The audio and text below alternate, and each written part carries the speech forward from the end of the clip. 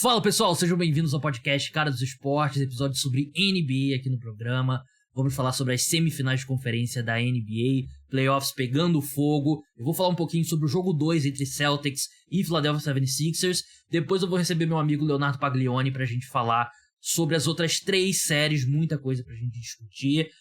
Vou confessar pra vocês que o jogo, eu tô olhando aqui, o jogo entre Celtics e 76ers tá terminando. Reservas em quadra, nesse momento tá 114-81, vamos ver quanto que vai terminar. O jogo já tá decidido há muito tempo, o Boston Celtics atropelou o Philadelphia 76ers, e é um negócio que eu falo bastante aqui no podcast sobre questão de você não tem como simular a urgência, né, de estar com as costas na parede, de estar sentindo a água subir, e é isso que acontece quando o time da casa perde o jogo 1 numa série de playoffs, né. O Philadelphia 76ers tem muitos méritos, jogou muito bem, o Harden foi fantástico, provavelmente o melhor jogo da carreira do James Harden em playoffs. No jogo 2 é natural tirar o pé. E não é nenhuma questão consciente do Philadelphia 76ers, né? Você não tem a mesma urgência do time da casa que perdeu o jogo 1, né? E o Boston Celtics é um time talentoso, apesar de não estar fazendo bons playoffs. E o nível de energia é muito diferente, né? E começando falando sobre o Boston Celtics, você pode falar sobre várias mudanças. A gente viu um pouco mais do Grant Williams em quadra, mesmo quando o jogo estava competitivo ainda. Mas a grande questão é que mudou um pouco a atitude do time, né? O time entrou com mais energia, mais ânimo, mais um fogo maior, né? E era um problema do Boston Celtics pré-Ime Udoka, né? E tirando tudo que ele fez fora de quadra, falando só do que aconteceu dentro das 4 linhas, né? O Ime Udoka conseguiu fazer esse time ser mais enérgico, ser mais esforçado, não sair ali do... Muitas vezes a sensação que dá é que fica o Tatum batendo bola, às vezes o Brown batendo bola, não tem muita energia, né? E faltava aquele cara ali que sacudisse os jogadores, né? Tirasse um pouco mais deles, né? Mais agressividade, mas no sentido bom, agressividade, né? E o Ime Udoka era esse cara. Com o Joe Mazzulla, eu sinto que a equipe perdeu um pouco disso. E precisou um cenário como esse, né? Adverso dos playoffs, perdendo uma série que eles eram amplos favoritos. Precisava disso, né? Então, eu ainda acho que tem muitas questões a serem resolvidas, né? Por exemplo, aqui eu tô vendo os números. O Tatum tentou 7 arremessos. E claramente o encaixe entre Tatum e Jaylen Brown não tá sendo o ideal, né? Como já foi. Eles no papel são perfeitos, né? É o que você quer ter na NBA atualmente, né? 2 alas que conseguem criar o próprio arremesso, que defendem muito bem, que arremessam de 3. Mas no jogo passado o Jaylen Brown tentou 10 arremessos. Nesse o Jason Tatum tentou 7, né? Ele terminou ali com 7 pontos, né? Então um aproveitamento ainda bem ruim, 1 de 7. Ele jogou pouco, né? Terminou com 19 minutos apenas. Mas enfim, eu não quero soar muito negativo, né? Porque os Celtics venceram um jogo vital para a equipe, que é muito diferente você ir para Filadélfia empatado 1-1 ou perdendo por 2-0, né? Agora eles roubam um dos jogos em Filadélfia, na Filadélfia, né? E a série tá toda... Você recupera o mando de quadra, né? Aí vira uma série melhor de 3 com 2 jogos em Boston, né? Então volta que reequilibra a série, né? Mas é algo que tem me chamado a atenção, essa questão do Tatum e do Brown. Não acho que o encaixe entre os dois essa temporada tem sido tão bom quanto no ano passado, né? Destaque também, antes de falar do Philadelphia 76ers, Brogdon jogou muito bem, né? Ele meio que jogou a pá de cal, né? No final ali do terceiro quarto, terminou com 23 pontos, jogou muito bem mesmo, 6 rebotes. O Jaylen Brown, como eu falei, né? O Tatum não arremessou tanto, não foi tão bem. Jaylen Brown terminou com 25 pontos, 4 assistências, 2 roubos de bola. Achei que o Smart jogou... O Smart teve alguns momentos importantes no jogo 1, né? Mas em geral não achei que foi uma grande partida, mas nesse jogo eu achei que ele foi melhor. O Jaylen Brown, ele, além dele ter sido o maior pontuador do Boston Celtics, ele marcou bastante o James Harden, né? E fez um trabalho bem melhor, né? E era muito a questão, né? Agora falando um pouco do Philadelphia 76ers, o Celtics, essa questão de energia que eu falei que eu não tenho visto no Celtics, né? O time que andou meio dormindo contra o Atlanta Hawks e quando viu a série quase se complicou. E quando o Philadelphia 76ers, os Sixers meio que foram, pô, a gente tá sem o Joel Embiid, vamos fazer tudo que a gente pode fazer. Usaram marcação em zona, deram a bola na mão do Harden, vira o Harden de Houston e ele virou, né? E os Celtics não tiveram ajustes e isso volta pra questão do Joe Mazzulla, né? Eu não entendo. O PJ Tucker literalmente não tentou um arremesso no jogo 1 e como que você não dobra a marcação nele, né? Você pega o cara que tá marcando o PJ Tucker, bota no James Harden, né? E ele insistiu um pouco com lineups grandes, enquanto o Celtics tem vários jogadores de perímetro, de backcourt, que você poderia botar uma formação com Robert Williams ou Horford e 4 caras leves, né? Porque atrapalha um pouco esse jogo de James Harden, né? Que é muito pick and roll, troca o defensor. Se você tem só um big e você não precisa marcar o cara do PJ Tucker, você consegue dobrar no Harden, né? Você não fica no matchup ruim em momento nenhum, né? Eu achei que faltou esse ajuste do Mazzulla. E o 76ers, claramente, se eu elogiei a energia do Celtics hoje, a energia do 76ers caiu, né? E é um time que tava com a sensação de dever cumprido, mesmo com o retorno do... Acabou o jogo agora, 121-87. Mesmo com o retorno do Embiid, eles já estavam... conseguiram o que eles queriam. Vencer um dos jogos em Boston é o objetivo, e eles conseguiram. O Embiid voltou, jogou 27 minutos, defensivamente ele foi muito bem perto do garrafão, algo que o 76ers sentiu bastante falta no jogo 1, teve 5 tocos. Eu achei ele um pouco lento. Ele não estava em 1,0 de velocidade, estava em 0,75, né? Aquele mais devagar. Claro que depois de uma lesão ele até voltou antes do que o esperado. E tinha muita discussão, até conversando com um amigo meu que torce pro 76ers, se não era melhor poupar o Embiid, deixar ele pro jogo 3 e tal. E eu entendo esse raciocínio. Mas eu acho que se o Embiid tem condição de jogar, você pelo menos tenta botar ele no papo. Porque se você vence o segundo jogo, 2-0, você tá com a série na mão.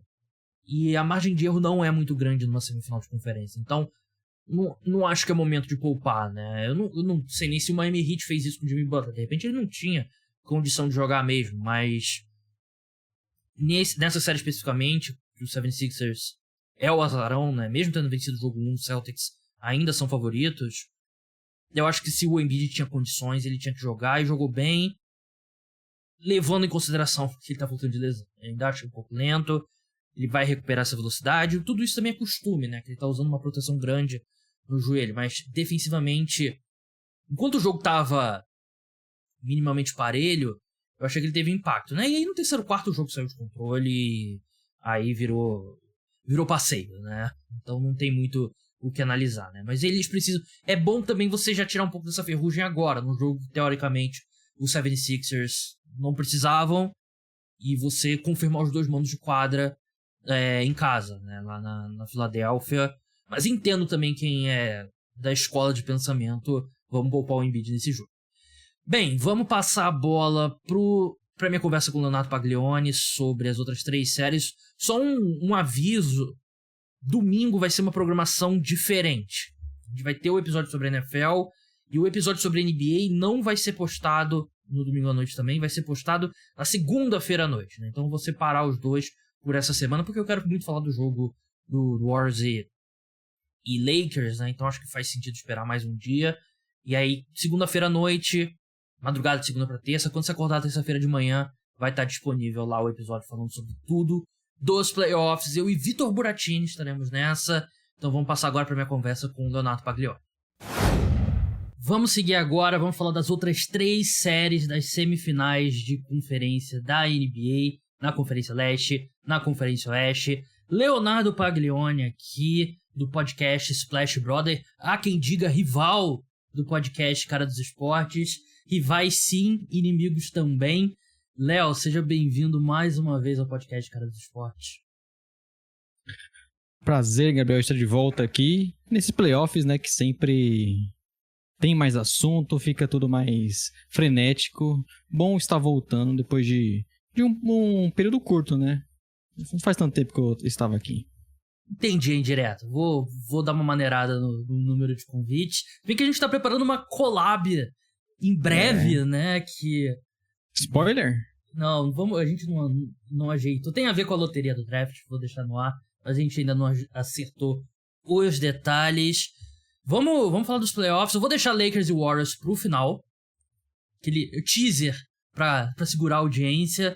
Vamos começar falando de Denver Nuggets e Phoenix Suns. Acho que é uma série que até pelo horário que os jogos são aqui no Brasil, eu achei que ela teria mais atenção. Não tá tendo. Lakers e Warriors engoliu tudo, né?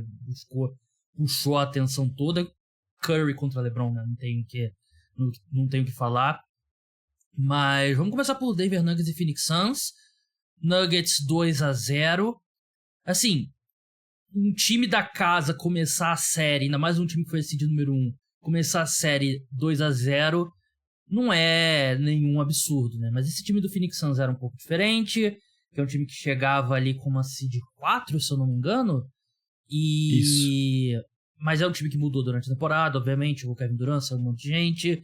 E quando terminou a temporada regular, Phoenix Suns era o favorito nas casas de apostas. Por exemplo, no Bodog, que é o parceiro oficial de apostas do podcast Cara dos Esportes. Então, muita gente acreditava que o Phoenix Suns venceria o Oeste e talvez o título, né? E a equipe fez uma série muito ruim contra o Los Angeles Clippers. Venceu, mas não convenceu.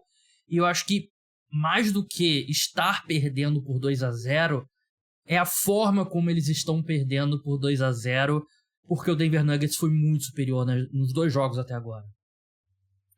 É isso que chama atenção, né? O Nuggets, a gente já sabia que era um time melhor, um elenco melhor, um entrosamento muito melhor, né? A gente se lembra que esse Suns teve poucas partidas antes dos playoffs, com todo mundo à disposição. Mas pelo talento que o time tem, né? Você espera que eles consigam impor mais dificuldades e tudo mais. E nós vimos 2 vitórias do Nuggets até bem diferentes, né? Uma com a defesa funcionando muito, que foi esse último jogo. E na primeira com o ataque produzindo mais, né? Com a grande partida do Jamal Murray. Mas no geral é o Nuggets conseguindo ser um time muito melhor do que o Suns em todos os aspectos, jogando coletivamente, né? Todo aquele esquema que a gente conhece em volta do Jokic. E só o talento do Suns não vem dando conta do recado. E acho que bem preocupante essa última partida, que a gente viu o elenco de apoio produzindo pouco.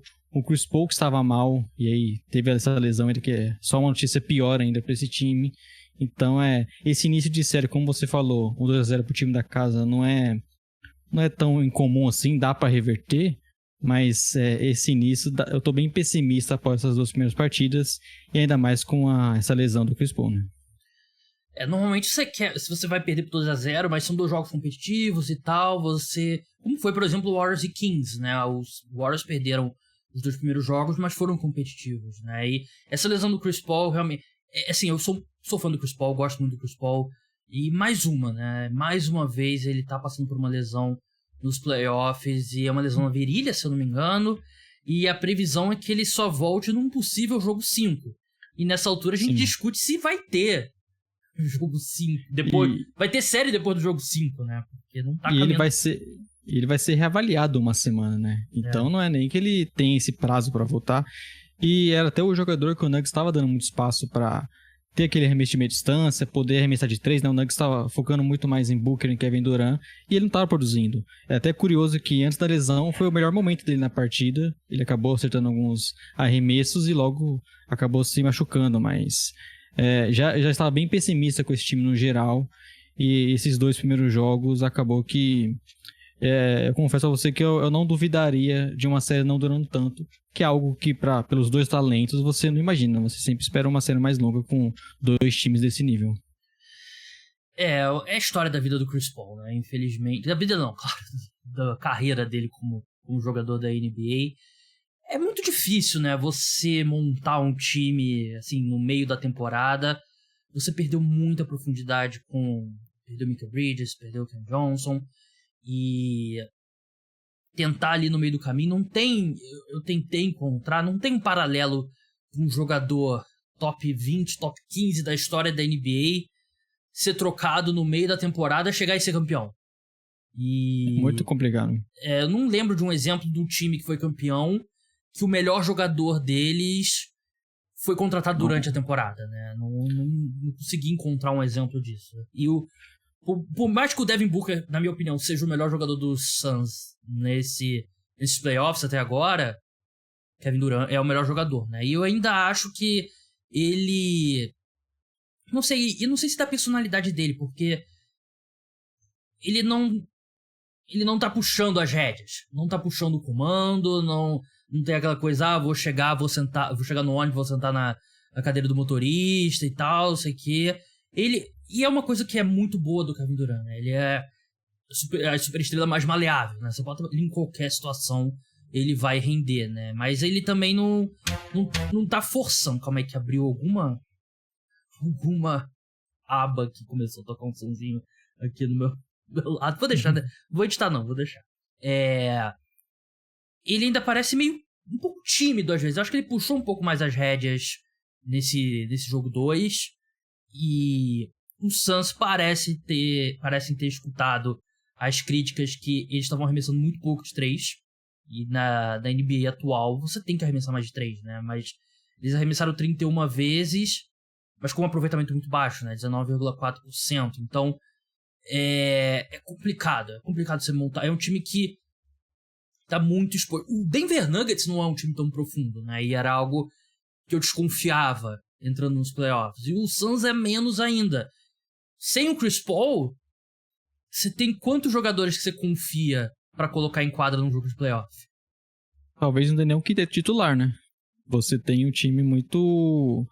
com poucas opções. O Biyombo até tem uma temporada legal, mas nessa série mesmo, você vê que os minutos com o Biyombo são bem complicados. E a gente precisa falar do Ayton também, né? Sim. E você tem o Cameron Payne, que voltou de lesão e já não vive sua melhor fase, né? Como a gente viu lá há algum tempo no Suns.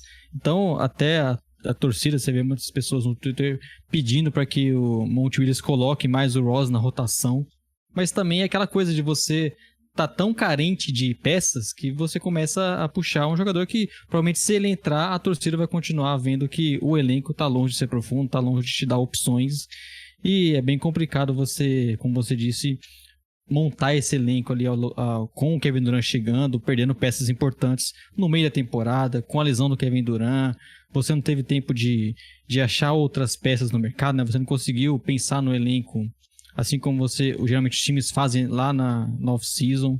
Então é bem complicado e enfrentando o Nuggets, eu acho que as pessoas também lembraram um pouco de como o Nuggets é o primeiro colocado da conferência. A gente teve aquela primeira impressão ruim, aquela impressão final do time na temporada regular, com a defesa bem abaixo, só que o Nuggets não foi o primeiro colocado à toa. Eles têm um bom time e são candidatos ao título. Eu quero falar sobre o Denver Nuggets, obviamente, mas para fechar o lado do Phoenix Suns,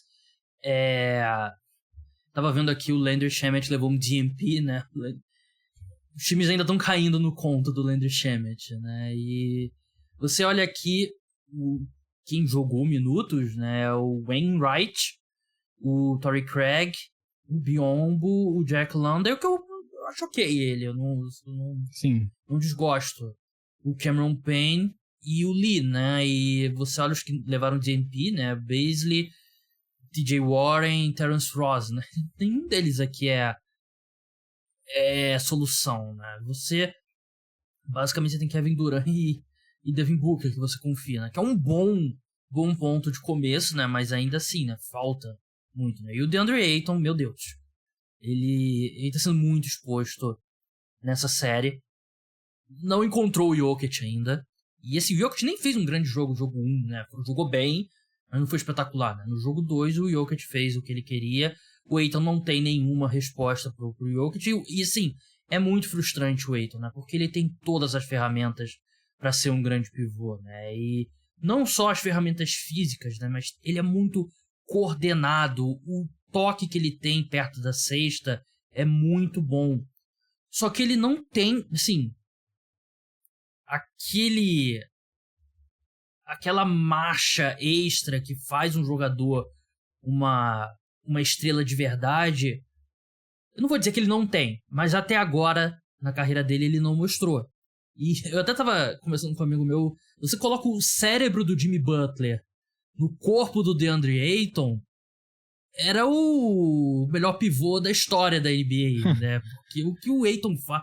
O Ayton tem tudo que você pode querer no pivô, né? Só que ele não tem entre o pescoço e o cabelo, né? É o que falta, tem um espaço ali, né? E eu não digo que ele não seja inteligente, mas ele não tem aquele, como eu falei, né? Aquela competitividade, aquela vontade de melhorar, ele não mostrou até agora, né? E se pro Suns ter qualquer chance de voltar, ele tem que ser um jogador ali de 20, 25 pontos, 15, 20 rebotes até o final da série. Ele precisa aparecer mais, né? Acho que essa é a questão da carreira do Ayton. É um jogador que muitas vezes é frustrante. Você sabe que ele tem essa qualidade, como você falou, né? Pode ser um jogador muito mais dominante e muitas vezes ele parece meio aquém do jogo. A gente teve até aquele meme, né, no jogo 1 dele, ali na disputa pelo rebote, ele só olhando. E acho que diz um pouco sobre o Ayton. Até acho que em muitos momentos ele faz até um bom trabalho defensivamente contra o Jokic. É que o Jokic é espetacular também, né? Então mesmo isso, em grande parte o Jokic acaba acertando. Mas falta ele ser esse cara que acaba punindo mais, que acaba conseguindo, no lado ofensivo, explorar um pouco a questão do Nuggets, que o Jokic tem essa carência de ser um defensor melhor. E acaba que, para um jogador desse nível, que acabou de ser essa extensão, você esperava um pouco mais, esperava ele ser mais intenso, esperava ele ser mais regular, algo que não acontece. E como você falou, ele é essencial nesse confronto. Ele é o jogador que marca o Jokic, que vai atacar o Jokic. E a gente viu há 2, 3 anos, né, quando eles tiveram uma série, o Suns contra o Nuggets, que ele foi super importante nos dois lados. Você acaba tomando muitos pontos do Jokic porque ele é espetacular, mas você viu o Ayton fazendo um bom trabalho nele e conseguindo segurar na medida do possível. O Ayton tem a mobilidade, né, pra correr atrás do Jokic. E o Jokic se movimenta muito, né, não é nem de longe um pivô tradicional, né. E a última coisa é que eu falei sobre isso no Twitter, né, todo time esse ano nos playoffs tem um defeito, né, e o do Nuggets é a defesa do garrafão, e porque você tem o Jokic que tem essa deficiência. Só que o Suns é muito mid-range, né? Muito o cara para ali e arremessa da meia distância. Não explora essa... Não infiltra tanto, né? Não infiltra tanto. Eles mal sofreram faltas, né? Mal bateram o lance livre. E eles não podem que não tá recebendo 3? Eles não podem reclamar de, estão dando mais lance livre pro Nuggets. Não, porque você não ataca a cesta, né? Acho que é a mesma coisa Lakers e Warriors, a gente vai falar mais pra frente. O Lakers é um time muito mais físico, ataca muito mais a cesta, e assim vai ter mais lance livre. Não acho que é uma conspiração. E você não tem 6 lances livres no jogo porque o juiz roubou você, né? O juiz pode errar algumas faltas, mas você precisa estar sempre lá para conseguir cavar essas faltas, e eu acho que o Suns tenta pouco essa infiltração e ficou só mais exposto ainda. E quando o time não tá arremessando bem de 3, é difícil, né? Você não tá arremessando bem de 3 e não bate lance livre, que são os pontos mais fáceis que a equipe faz no jogo. Fica ainda mais complicado. Última coisa, quero falar um pouquinho mais sobre o Denver Nuggets especificamente. Tem uma take aqui que... acho que não é nem hot take, né? Mas eu vou conversar com o Léo sobre. Mas antes, uma coisa até que eu tava conversando com você antes da gente entrar no ar, que para você preparar uma resposta, né? Porque acho que 10 anos atrás, você bota um jogador do patamar do Kevin Durant, um jogador do patamar do Devin Booker, tendo o Chris Paul, basicamente você carimba o passaporte pra final da NBA, né? E eles ainda podem chegar na final da NBA, né? Essa série não tá perdida. Mas me parece um pouco o sinal dos tempos na NBA, que a liga nunca teve mais jogadores de talento, nunca esteve tão profunda quanto agora, e nunca esteve tão aberta, né? Que a gente passou de 4 anos seguidos Warriors e Cavaliers nas finais da NBA, não importa o que acontecesse. Esse ano a gente tá nas semifinais de conferência e não tem um consenso pro palpite das finais da NBA, né? E será que essa nova era de tanta profundidade é o antídoto à era dos super times, né? Porque não basta apenas você colocar duas super estrelas, 2 jogadores top 10, como Kevin Durant e Devin Booker. Quando você tá tendo que jogar Biyombo, Landry Shamet e Torrey Craig 20 minutos ou mais por partida, né? E você vê os times, por exemplo, que chegaram nas finais da NBA ano passado, né? O Warriors, várias opções. Celtics, um time super profundo. E você vai em outros times. Denver Nuggets tem, embaixo do Jokic, tem vários jogadores, assim, não tipo tem 7, 8 jogadores, mas tem o Jamal Murray, tem o Michael Porter, tem o Aaron Gordon, tem o KCP, tem o Bruce Brown. Parece-me, não sei se você vai concordar, que essa era de, vamos colocar as estrelas juntas e preocupar mais pra frente, parece que essa era tá acabando. Não tem como você manter um time tão competitivo com tão poucas peças, né? Óbvio que você ter o Booker e o Kevin Durant vai te já jogar lá no mais alto nível. Você vai estar provavelmente em playoffs, tendo chances, mas com um elenco tão curto, a gente tem dificuldade de montar o quinteto do Suns, né? Que eles não têm banco de reserva, né? Você tem um elenco tão curto e ainda soma-se a isso o Chris Paul não ser mais o mesmo, né? Claramente essa temporada do Chris Paul já mostra, até mesmo antes da chegada do Kevin Durant, que ele está bem abaixo e novamente se lesionou. Eu acho que essa junção de fatores só te dá essa resposta que eu concordo com você. Não basta juntar apenas Kevin Durant e Devin Booker. 2 dos principais jogadores da atualidade, não tem dúvidas nenhuma sobre isso. Mas você precisa ter um elenco com mais opções, um time que tenha mais versatilidade. E aí, some-se a isso que é o Chris Paul já no seu declínio. Não é aquele Chris Paul que, por exemplo, há 2 anos atrás levou o Suns para a final da NBA. E você vê, por exemplo, o fracasso do time do Brooklyn Nets, né? E o Lakers tentou ir no caminho das 3 estrelas, né? Apesar do Westbrook, se eles se convenceram que nessa altura da carreira ele é uma superestrela, foi um baita erro, né? Mas eles saem do Westbrook pra ter um pouco mais de profundidade no elenco, né? E é um time que tá jogando super bem agora. Então, não me parece mais que vamos juntar as estrelas e depois ver o que dá. Parece ser a montagem de elenco. Ainda mais no meio do ano, né? Exatamente. Sobre o Denver Nuggets, a minha take que eu fiz menção antes, hoje é o melhor time dos playoffs. Por uma boa margem. É o único time... Tudo bem que eles pegaram uma série. Eles perderam um jogo, mas pegaram uma série relativamente tranquila contra o Minnesota Timberwolves. O Phoenix Suns tem muitos problemas problemas do Phoenix Suns mesmo. Mas pra mim o Denver Nuggets é o time que tá jogando o melhor basquete. E eu vi alguns chiados nesse sentido de viu, vocês votaram no Embiid pra MVP, não sei o que, olha o Jokic.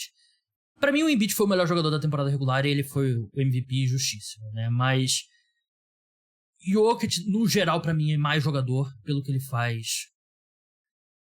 Acho que é ele ou o Curry o melhor jogador ofensivamente da NBA hoje. Sim. Pensando que o Kevin Durant, você tem dúvida quanto à saúde dele. O Curry também tem um pouco, mas o que ele faz ofensivamente nenhum outro jogador faz e acho que nenhum outro jogador fez na história da NBA, né? E o que ele te dá de alternativa ofensivamente, armando o jogo na meia quadra ou pontuando, ele evoluiu muito como pontuador. A diferença dele pós-MVPs e pré-MVP é que pré-MVP ele era muito mais passivo, né? Ele até por necessidade precisou ser mais pontuador e hoje ele tem momentos que ele... Eu lembro do Dirk Nowitzki, né? O fadeaway, o toque dele perto da cesta. E nenhum time parece encontrar uma resposta pro Jokic. E pra mim hoje, se eu tivesse que apostar a minha vida no... Eu já perdi a minha vida apostando no draft da NFL semana passada. Já tô devendo tudo quanto é agiota. Brincadeira, gente. Aposto com responsabilidade. Eu perdi uma aposta, mas foi nada demais. 200 reais. Pra mim hoje tem que ser o Denver Nuggets. Só que o problema é que essa expectativa também cria uma baita pressão em cima do Jokic, né? Sim. Também concordo. Pra mim o Nuggets é o principal time dos playoffs hoje. A gente viu momentos do time com o ataque funcionando muito bem, com a defesa. A gente viu esse exemplo hoje, no jogo passado, né? Defendendo muito bem também. Acho que é um time que tem boas opções. Tem jogadores coadjuvantes que estão bem encaixados no time. E aí, como você falou, tem o Jokic, que é talvez o principal jogador ofensivo aí da liga em muito tempo. E você vê nele um estilo que é muito complicado de marcar, né? A gente viu ele conseguindo ser mais passador, fazendo esse time se movimentar muito bem sem a bola, o que torna o Nuggets ainda mais difícil de marcar. Só que quando o Suns, por exemplo, tenta inibir esse espaço, tenta inibir esse jogo coletivo do Jokic, ele vai lá e faz 40 pontos. Porque também, como você disse, evoluir essa questão de jogar mais no mano a mano, de querer pontuar mais, né? De ser um jogador que arremessa mais. Não é que ele não conseguia pontuar, ele arremessava pouco, né? Ele preferia esse jogo coletivo. E hoje a gente vê ele muito mais maduro em relação a isso. É um jogador muito difícil de você parar, e isso faz ser difícil parar o Nuggets, né? Porque os coadjuvantes também que chegaram estão dando contra-recado. O KCP foi uma ótima contratação. O Aaron Gordon, né, agora que a gente tá vendo ele jogar com um time completo também, ele se mostra ainda mais essencial nesse time, nos dois lados da quadra. Então é um time que tem muita movimentação, arremessaram muito bem do perímetro. Então eu também concordo que para mim hoje, não só o melhor time dos playoffs, como o time mais completo, que já mostrou em todos os lados que vai ser difícil bater eles. E você tem, assim, ter o Jamal Murray voltando a jogar como Jamal Murray é gigantesco, né, porque não é tudo em cima do Jokic, né? Então, realmente. Então, acho que a gente tá de acordo. Eu acho que hoje meu palpite seria Nuggets em 5. Sim, eu também, até por essa questão da lesão do Chris Paul, eu não consigo imaginar a série indo tão longe como eu apostaria 4, 5 dias atrás, né? Você aposta uma série dessas 6 jogos pelo menos, mas aqui eu também vejo o Nuggets hoje. Eu não consigo ver as respostas que o Suns pode dar para esse time. Verdade. Vamos passar pro leste antes de voltar para Lakers e Warriors no finalzinho de novo. Segurar a audiência, né, Tem que segurar a audiência, né? Eu tô te dando aqui dicas pro podcast Splash Brothers. Não Isso aqui não é uma participação. Eu estou tendo uma aula, né? Laboratório. Não que eu precise dar dicas pro podcast Splash Brothers, né? Muito pelo contrário. O Léo agora tá editando o podcast, né? Ele sabe como é que é a vida por trás do microfone também. Eu que só edito podcast há 6, 7 anos. Só isso. New York Knicks contra Miami Heat. 1-1 a série. Eu acho que tem aquela coisa do copo meio cheio, copo meio vazio. Não, a gente teve o primeiro jogo, a gente consegue vencer o segundo, a energia tá boa e tal. O copo meio vazio sem o Jimmy Butler, o Miami Heat quase rouba mais um jogo no Madison Square Garden. E a arbitragem ali com aquela chamada do airball, né, que eles não deram nova posse, foi um grande erro, né? Não vou entrar aqui em teoria de conspiração, mas foi um grande erro. O status de Jimmy Butler pro jogo 3 ainda é incerto, mas eu fiquei muito surpreso com a luta e com o nível que o Miami Heat jogou no jogo 2, sem Jimmy Butler, sem Tyler Hero, totalmente dizimado, né? E aí você vê 21 pontos do Gabe Vincent, né? 22 pontos do Caleb Martin e o Kyle Lowry, que ele vinha jogando muito bem e também não jogou tão bem, né? Ele veio do banco bem pior do que nas últimas partidas. Ele é importante, claro, não além do box score, mas pra mim, na minha cabeça, se o Lowry tiver um grande jogo, de repente o Heat pode equilibrar. E nem isso, e mesmo assim eles equilibraram a partida. Esse time do Miami Heat é muito chato de enfrentar. Eu ainda acho que vai ser uma série longa, né? Mas o fato do Knicks tá tendo tanta dificuldade nesse começo e nesse jogo sem o Jimmy Butler, e também quando o Jimmy Butler se machucou no jogo 1, na reta final, eles não conseguiram explorar, eu acho que é preocupante. Apesar da vitória, né, do jogo 2 do Knicks, também fiquei com essa sensação que você fica com um pouco de pessimismo ali, né, em torno do jogo do time que não conseguiu, né, impor... Knicks completo, né? Sim. E até a sensação ali, a gente sabe, né, que quando o Heat ganha o primeiro jogo, você tem o Butler, é muito mais fácil de poupá-lo, vamos dizer assim. E a impressão ontem é que se ele tivesse em quadra para decidir aquele momento final ali, o Heat provavelmente ganharia a partida, né? Porque o jogo ficou bem equilibrado. E é óbvio que você decidir o jogo sem os seus principais jogadores, com as suas armas ofensivas, fica muito mais complicado.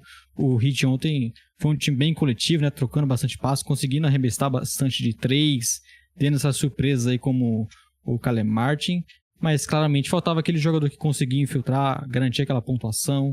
E acho que isso no final fez bastante falta, mas é bem interessante ver que o Heat está conseguindo crescer nesse momento. Acho que muito dedo, né, do Spoelstra e vem se mostrando um time que a gente acabou não vendo durante a temporada regular, né? E acho que a questão aqui é o Knicks, como eles não vêm conseguindo como foi na série contra o Cavs, ser dominante nos rebotes. É um time que a gente já sabia que tinha problemas nos arremessos de 3, e o Heat vem fazendo questão de deixar mais o Knicks arremessar de fora. E ontem a grande diferença é que eles conseguiram ter o Brunson, o Julius Randle sendo mais protagonista, né? O Randle voltando, acho que talvez a primeira grande partida dele nos playoffs após a lesão, né? Mas esses caras individualmente fizeram a diferença para o time conseguir vencer, mas ainda é aquela vitória que parece que eles vão ter que conseguir mudar muito, ser bem diferente nas duas próximas partidas para pelo menos voltar com a série empatada para Nova York. 79 pontos do Big Three do New York Knicks, né? Do Julius Randle, o R.J. Barrett e o Jalen Brunson, né? E a sensação que eu tenho é que eles alternam muito, né? Os três, né? O Jalen Brunson ele foi muito bem no segundo tempo, mas ele não começou o jogo bem, né? E o plano de jogo do Heat, você falou muito bem sobre a questão do arremesso de 3, o jogador que eles estão mais preocupados é o Jalen Brunson, né? E sim, é a decisão correta, porque é o melhor jogador do time, e não só o melhor jogador do time, é o jogador que conecta tudo, né? Por ser o armador. Sim. O R.J. Barrett, ele ainda é um cara que tem quartos ótimos e depois você passa meia hora sem ouvir o nome dele, né? Ele terminou bem a série contra o Cleveland Cavaliers. Ele teve... O jogo 1 foi bom até o final, quando ele cometeu um monte de erro. Mas eu acho que essa inconsistência desses três aí... O Randle tá voltando de lesão, né? Então, o quanto você pode cobrar dele, né? Mas é isso, né? O Knicks tem esses caras e o Heat nesse momento não tem o cara, né? Que era o melhor jogador dos playoffs até agora, o Jimmy Butler. Por isso eles não conseguiram, de repente, roubar mais uma partida no Madison Square Garden. Mas eu concordo com o que você falou. De repente, se o Heat perde o jogo 1, o Jimmy Butler tinha jogado o jogo 2, mesmo no sacrifício. Mas como ele vence o jogo 1, se sente assim, confortável, né? A gente já fez aqui. O objetivo do time fora de casa é vencer um dos 2 primeiros jogos na casa do adversário, né? Mas eles conseguiram. Qual que é o seu palpite pra essa série seguindo em frente? Cara, meu palpite antes da série era Knicks. Hoje eu vejo o Heat também, uma série longa, pelo menos 6 jogos, mas eu vejo o Heat melhor. E a ver essa questão do Butler, né? Se vai limitar ele de alguma forma, porque o Butler, a gente viu que é essencial ele jogar 100%, 45 minutos, se puder 48. Então, óbvio que sem ele, ou ele jogando abaixo, é mais complicado. Só que hoje, pelo que eu vi nos 2 primeiros jogos, eu vejo o Heat com uma pequena vantagem. Concordo com você, né? E é a hora de aplicar todos os dopings, todas as substâncias proibidas e dá um jeito. Consulta com o médico de tornozelo do Patrick Mahomes, né? Aquele que atendeu o Mahomes entre a final da AFC e o Super Bowl.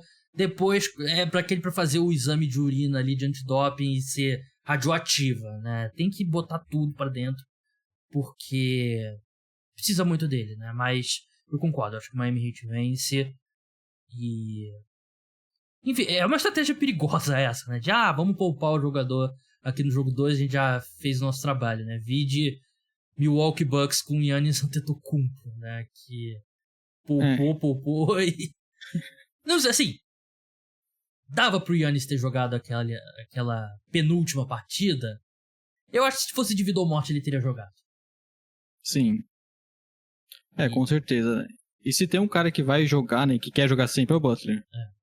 O problema é que o estilo de jogo dele, né, ele exige muito do corpo dele, né, ele é muito físico. Os dois lados. Então, você tem que estar com o tornozelo. Eu, por exemplo, tô com o tornozelo ruim, mas é porque eu sou gordo mesmo, né, eu sou atleta.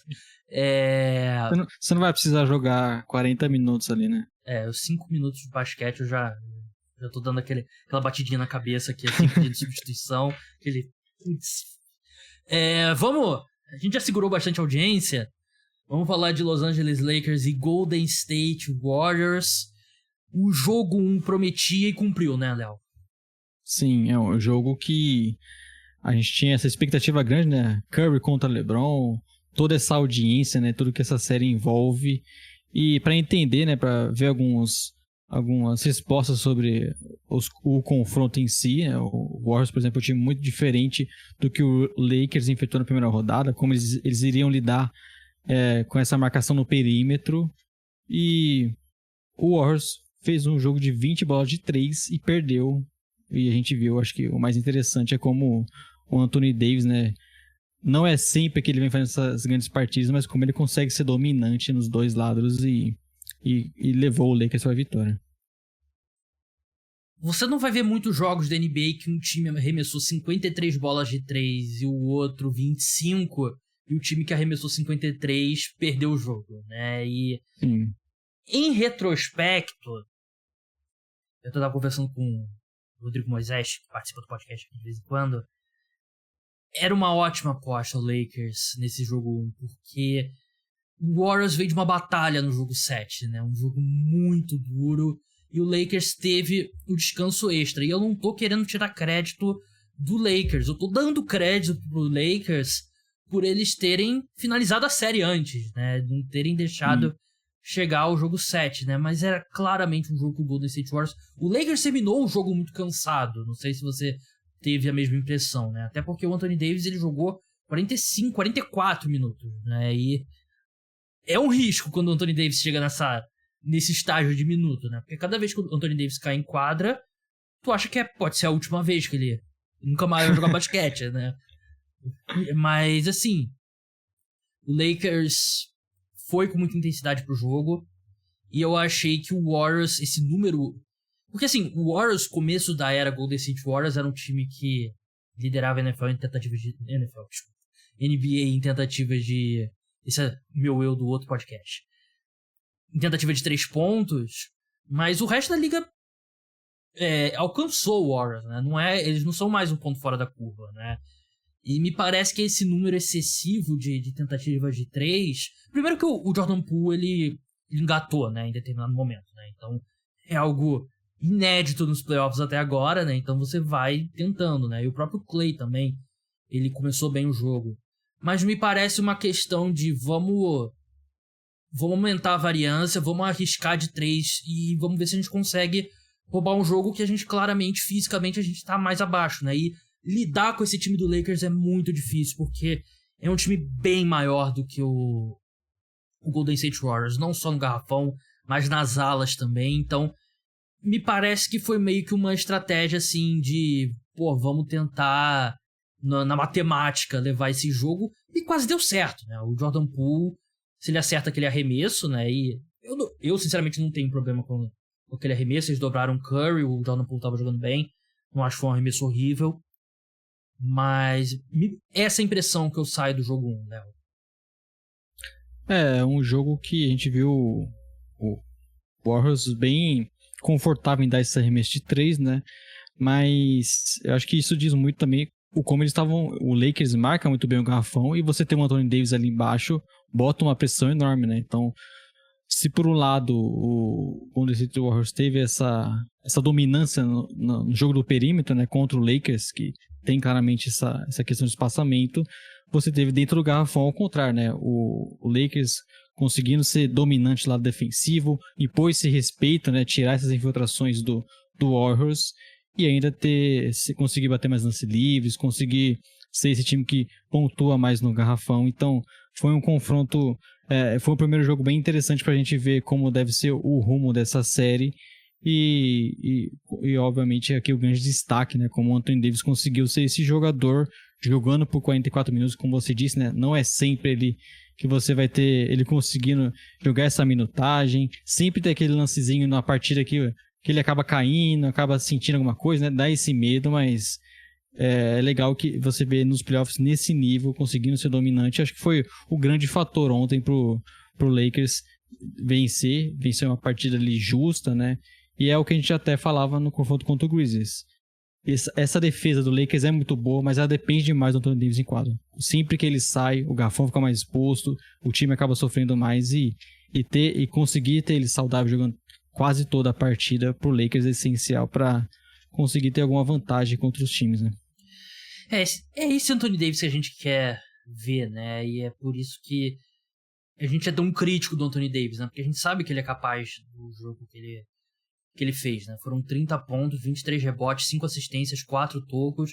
Ele vem sendo de longe o melhor jogador defensivo dos playoffs até agora, né? Ele foi o melhor jogador dos Lakers na série contra os Grizzlies, mesmo tendo alguns jogos ali ofensivamente não tão bons, né? Mas defensivamente ele tem sido absurdo, né? E nesse jogo, o Golden State Warriors descobriu bem rápido que ele não é o Sabonis, né? Porque o Sabonis, eles estavam dando meio que o tratamento Ben Simmons ali, né? Qualquer coisa longe da cesta, toda vez que ele tava de frente pra cesta com a bola nas mãos, era 5 metros de distância, né? E o Sabonis não conseguia acertar nada. E não foi o caso com o Anthony Davis, né? Ele tá com um jump shot dele que... Acho que o que muda muito o jogo do Anthony Davis, além da questão da saúde, é o jump shot dele, né? Porque a gente lembra da temporada passada, ele foi um dos piores arremessadores da NBA, né? Em jump shots, né? Que é... Jump shot é quando você pula, faz a forma direitinho, né? Perímetro também, a distância. Bandeja, quando você vai lá. O pessoal que tá começando a acompanhar... Sempre muita gente começando a acompanhar basquete agora. E quando esse arremesso dele tá caindo, você tem que respeitar ele. Não tô dizendo nem de 3, né? Que ele não tem arremessado bem de 3, tem arremessado pouco. Mas quando você tem que respeitar ele do perímetro, um abraço, né? Porque ele é um cara muito forte. O braço dele é muito comprido. Ele tem muitas opções ali de movimentos que ele pode chegar na cesta, né? E o Warriors não teve nenhuma resposta. E não tem uma resposta óbvia no elenco, né? E eu falei sobre a questão do cansaço ser um ponto não há motivo para pânico pro Golden State Warriors. A grande preocupação é o Anthony Davis, porque Kevin Looney, uma série fantástica contra o Sacramento Kings, segundo melhor jogador do Warriors naquela série. Ele teve 23 rebotes no jogo 1, né? Mas ele não tem condições de marcar o Anthony Davis. Assim, quando o Anthony Davis tá nesse nível, ninguém tem, né? Não é nada contra o Kevin Looney. Mas eu acho que a resposta do Warriors vai ser... Acho que eles vão ter que ser muito metódicos com os minutos do Draymond e do Kevin Looney. Sim. Com o Anthony Davis em quadra, eles vão ter que ficar com os dois o tempo todo, e o Draymond vai ter que marcar o Anthony Davis, porque é um matchup ruim pro Warriors, porque você não quer botar o Looney num jogador de perímetro, né? E você não quer ele longe da cesta, porque ele é o melhor reboteiro do time. Mas me parece que é o único jogador que tem alguma esperança de desacelerar o Anthony Davis. O Draymond vai ser bem importante nessa série, né? Conseguiu conter o Anthony Davis, como você falou ontem ali, naquela meia distância ali, né? Próximo do lance livre, o que ele conseguiu ter espaço e arremessar ali é um jogador que tende a ser sempre muito dominante, tendo esse espaço para conseguir pontuar. Eu acho que vai ser bem importante essa marcação neles, esse ajuste no jogo 2. A gente sabe que o Lakers tem um perímetro complicado, então a tendência é cada vez mais fechar esse garrafão, né, para tirar esse espaço. O LeBron James não vem tendo grandes atuações assim, em termos de tá fazendo 30, 40 pontos, então também pode ser uma marcação diferente. Mas a sensação que eu tenho é que ele não apertou o pé no acelerador ainda, assim, por uma partida inteira nos playoffs. Ele até... Acho que a gente viu esse momento no final daquele jogo que foi por prorrogação contra o Grizzlies, né? Ele já sendo aquele jogador que tá sempre com a bola. A gente viu ontem, por exemplo, ele deixando o Austin Rivers comandar um ataque em muitos momentos, né? A gente já vem assistindo dessa forma. Então, é um LeBron diferente nesses playoffs. E legal pro Lakers que eles têm conseguido vencer mesmo assim, né? Mas pro Warriors esse ajuste é essencial, porque o Anthony Davis ele foi dominante, mostrou que nessa série vai ser diferente do que, como você disse, foi contra o Kings, né? O estilo de jogo ali do Sabonis. Eles precisam dar uma resposta já nesse jogo 2, né? Tem sempre essa pressão. E é ver também se o Anthony Davis mantém esse ritmo, né? A gente viu até na série passada, ele é um jogador que altera muito de uma partida para outra. Então, ele acaba arremessando menos, acaba não acertando os arremessos de meia distância que a gente viu que parece para ele ser simples. Então, é ele manter essa regularidade que vai trazer problemas pro Steve Kerr. Meu palpite é que o engraçado do Anthony Davis também, que às vezes você consegue reparar cedo, né? Se é um jogo que ele tá bem ou que ele tá mal. É difícil ele mudar. É difícil ver ele começando mal e melhorando muito, como a gente vê com o próprio LeBron, né? Ele é um jogador que tende a manter mais a média no jogo. Ele é consistente, sempre é consistente na defesa nesses playoffs, né? Sim. Mas o ataque varia. Até um palpite que eu teria, se ele não começar tão bem o jogo 2, eu acho que o Darvin Ham já vai dar uma tirada e ele vai jogar ali até 35 minutos, até pra você dar uma segurada. aquela coisa que a gente falou do Knicks, né? Um time que já venceu o jogo fora de casa, né? Então pode se dar o luxo de dar uma segurada. Do lado dos Warriors, outro ponto preocupante é que a gente chega na semifinal de conferência e a gente não sabe ainda qual que é a rotação do time, né? A gente não sabe com quais jogadores eles podem contar. A gente viu já Michael Green no jogo 1 em quadra e nenhum minuto de Kuminga. O Lamb, eu acho que tá perto de ter algum minuto aí. O Moody, eu gosto dos minutos do Moses Moody em quadra, né? Eu até acho que ele poderia jogar um pouco melhor. Só que uma coisa que eu falo sobre os Warriors desde as finais da NBA na temporada passada, eles têm muitos jogadores unidimensionais. Jogadores só de ataque, jogadores só de defesa. O Klay oscila muito. O Andrew Wiggins ofensivamente não tá fazendo um grande playoffs assim, que é o cara que deveria ser o two-way player da equipe. O Draymond ofensivamente nulo. E é um encaixe muito difícil esse do quais lineups, você vai ter defesa suficiente, você vai ter ataque suficiente, você vai obrigar o Lakers a respeitar um pouco mais o perímetro, mas você também não vai expor muito sua defesa. E mais um começo de série que eu acho que o Steve Kerr não tem a resposta ainda para essa pergunta. E fica muito nessa oscilação também, né? A gente viu, por exemplo, até ontem foi bem, né, o Jordan Poole, mas como ele vinha fazendo playoffs muito abaixo, né? Aliás, parênteses, eu fiz uma piada com o Jordan Poole no Twitter logo no começo do jogo. Eu falei, o Jordan Poole não tá muito longe e recebeu uma ligação com o DDD de Xangai, né? E claro que ele teve um grande jogo depois. Então você tem essa inconsistência que o Wiggins também aconteceu isso, né? E a gente até entende porque ele ficou fora grande parte da temporada, mas isso tira opções do Kerr, até a questão de poder jogar mais baixo em muitos momentos, né? Com o Draymond Green de pivô.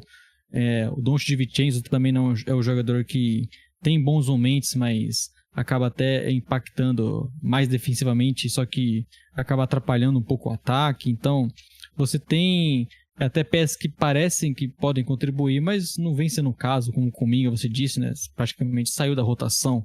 Então é um time que é difícil porque achar essa rotação, e para um adversário agora, como eu citei para o Lakers, que o Warriors era totalmente diferente do Grizzlies, o Lakers também é totalmente diferente do estilo de jogo do Kings, né? Então vai precisar bastante nesse jogo 2 ter essas respostas, e individualmente principalmente. Eu acho que essa questão do Wiggins precisa ser mais constante, principalmente o Klay Thompson também, né? O time precisa parar de depender tanto do Curry em quadra. O Warriors tem que fazer o Lakers correr, né? Tem que fazer eles correrem atrás, né? E eu até no momento do time, né? Sim, quando o time tá com velocidade. E eu não achava que o Vanderbilt ia começar a série no Curry, porque eu achei que ele não fosse conseguir acompanhar a movimentação do Curry, né? Ninguém consegue também. Mas eu até achei que ele fez um trabalho razoável, né? Assim, tão bom quanto você possa esperar. Ele fazia isso no Wolves já, né? Quando enfrentava o Curry também. Um cara do tamanho dele, porque ele é bem maior do que o Curry, né? Mas o fato do LeBron também não... Assim, ele teve 20 pontos e tal, mas não foi um grande jogo dele. Mas você tem um copo meio cheio e meio vazio. O LeBron até agora não teve um jogo de LeBron nos playoffs. E o copo meio cheio é que o LeBron não precisou ter um jogo de LeBron até agora pra colocar esse time nas costas e vencer a partida, né? Então, vamos ver um jogo que o Anthony Davis, de repente, um pouco mais abaixo, se essas outras peças rendem, né? O Austin Reeves, ele terminou com 10 pontos, mas eu achei que teve um momento específico ali que ele carregou o ataque do Lakers, se não me engano, foi início do último quarto, se não me engano. Sim. Armando o time, né? Então ele é bem importante. E eu acho que até como a gente citou na questão do Suns, né? Como é importante ter peças. A gente viu o Schroeder entrando bem ontem, e você tem alterna momentos dele. O Schroeder não é um cara regular, longe disso, né? O próprio D'Lo também, o Reeves também não é aquele jogador que faz 20 pontos sempre. E você viu o Schroeder sendo bem importante até para correr atrás desses arremessadores do Warriors, né, que ficam se movimentando bastante. Ele conseguiu ir bem nisso, na questão ofensiva também, cavando faltas. Então, pro Lakers é importante ter essas peças que nenhum deles ali eu consigo confiar 100%, mas por você ter um grande volume, você tem esses caras podendo contribuir, né? A gente viu, por exemplo, o Hashimura, que foi super importante contra o Grizzlies, pelo estilo de defesa que o Lakers vai ter que aplicar, né, de mais movimentação sem a bola, ele acabou nem tendo tanto destaque ontem. A sensação que eu tenho é que com o Austin Reeves, D'Angelo Russell e o Dennis Schroeder, meio que eles têm 3 caras e eles querem ter um grande jogo de um dos 3 a cada partida, né? Que é uma boa matemática, né? Vem funcionando até agora, né? E, enfim, eu acho que eu tô muito ansioso pro jogo 2, o Warriors um pouquinho mais descansado, e eu quero ver quais serão os próximos movimentos. Qual que você acha? O que você acha que a gente vai ver de diferente desse jogo 2? Eu acho que o Warriors precisa encontrar formas, né, de, como eu falei, você estava citando, né, de conseguir acelerar mais esse jogo, de encontrar a defesa do Lakers mais em transição, que é quando eles têm mais problemas.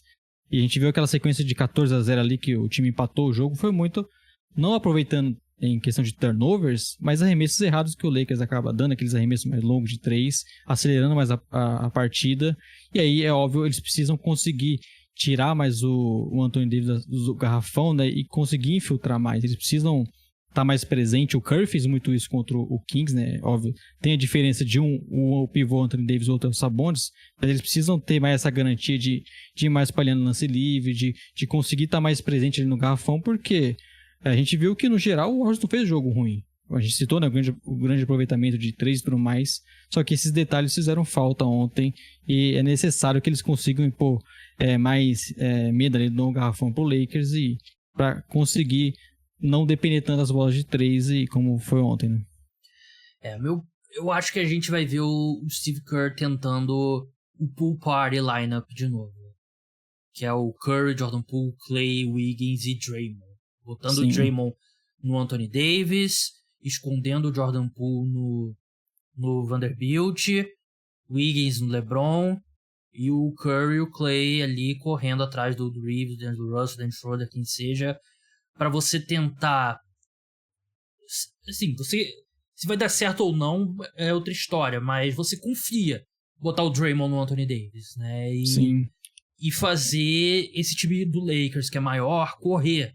Botar o LeBron marcando em espaço, tentar desgastar ele nesse lado da quadra. A questão é, o Jordan Poole vai ser bom ofensivamente para compensar o buraco negro que ele é na defesa? Porque ele não faz nada na defesa, né? Ele, em alguns momentos nessa série, ele tava fazendo um bom cosplay de Trae Young.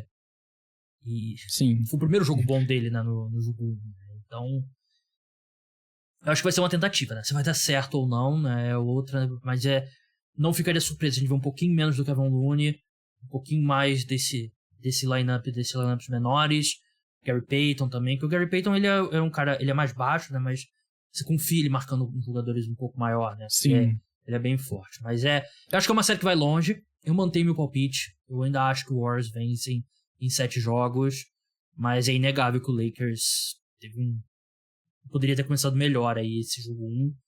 Qual que é o seu palpite? Cara, o meu palpite pro jogo 1 era o Warriors, mas eu não sei, eu tô com a sensação que esse Lakers aí avança até mesmo antes dessa partida, porque o time vem crescendo, né? O Lakers foi o 7º colocado na conferência, mas o time que chegou nos playoffs não é o 7º colocado, né? Eles são melhores do que isso, a defesa é muito boa, o Anthony Davis, enfim, tendo uma sequência. Meu palpite é série longa, mas pendendo um pouco mais pro Lakers. Isso você apesar da minha camisa do Warriors, né? Quem tá assistindo no YouTube viu a camisa do Golden State Warriors do Léo, mostrando que ele não tem uma gota de clubismo no corpo dele, apesar dele torcer pro Chicago Bulls. E outra coisa que eu tava reparando aqui no vídeo, né, pra quem tá assistindo no YouTube, nossos óculos muito parecidos, né? Aquele óculos bem padrão, né, de... sempre utilizei um desse, viu? Eu não posso ter esse luxo aí do que o nosso amigo está vendo agora, você tirar o óculos, porque aí eu não enxergo nada. Então, eu comecei a usar óculos durante a pandemia, 2020, e a oftalmologista disse, como que você enxergava? Nunca é uma boa coisa pra você ouvir da sua oftalmologista. Mas eu consigo enxergar sem óculos, mas é bem melhor, eu tirei só por tirar mesmo. As pessoas, assim, me veem só de óculos, né? Eu não me vejo como um cara de óculos, né? Porque eu não cresci usando óculos. Mas enfim, siga... Eu não te reconheceria na rua, viu? De repente é meio Clark Kent, né? Esse Clark Kent, super-homem. Fui reconhecido na rua uma vez na minha vida só. E foi na época do UFL hoje. Muito obrigado pro cara que me reconheceu no carnaval. Pô, valeu mesmo. Carnaval já me surpreende essa informação do senhor estar no carnaval. Vê, né? Eu sou uma caixa de surpresas aqui, que é mero personagem aqui no podcast. Siga o podcast Splash Brothers, @podcast SplashBR. É isso mesmo, né? Isso. Siga no Instagram também, excelente podcast. Estão lançando episódios extras aí durante os playoffs, então se não tiver podcast Cara do Esporte, corre lá que você encontra o podcast Splash Brothers e podcast que integra lá o Jumper, né, que é a referência na cobertura da NBA, e o Léo e o Gui sabem muito de basquete, sou fã deles. Foi um baque a saída do Crack MT, mas tô me recuperando. Léo, muito obrigado pela sua participação e até a próxima. O Crack MT, que inclusive tá muito nervoso ontem porque o Jokic perdeu o prêmio, né? Vai entender esse hate dele com o Embiid. Bom, prazer estar participando, Gabriel, novamente aqui.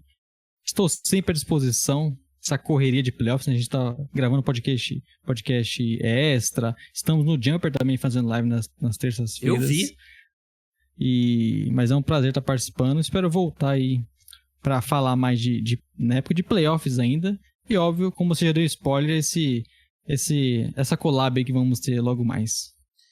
A próxima deve ser bem próxima, né? A gente não definiu detalhes ainda, né? Mas a gente quer fazer algo junto no dia da loteria.